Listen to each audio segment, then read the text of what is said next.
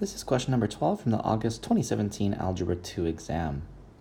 So we're told that we're dealing with a polynomial equation of degree 3 using to model the volume of a rectangular box. We know the graph has x-intercepts at -2, 10, and 14, and we need to figure out which of these four statements could be true. Looking at the first one, you'll notice that it's x minus 2 in a set of brackets. Now, if we were looking for the x-intercepts, we would set that equal to 0. If x minus 2 equals 0, that would mean x equals positive 2, not negative 2.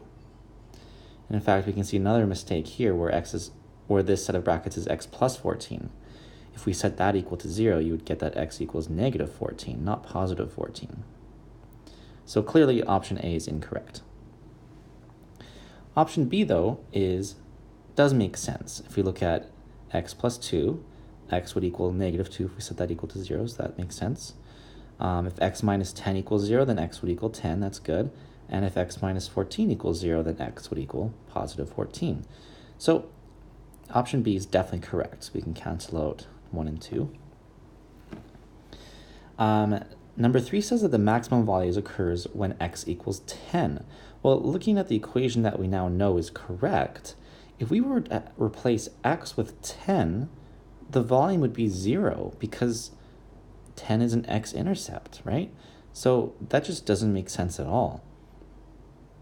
So that's clearly wrong. We can tell right away that the correct answer has to be B and D just by elimination.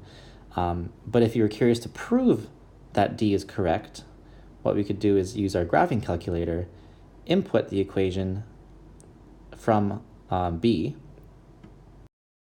getting something that might look roughly like this. And if you were to use your graphing calculator to help you find the max point, you would in fact see that it is around 56. Specifically, it's 56.283. All right, that's all for this question, and thanks for visiting JD's Regents Preparation.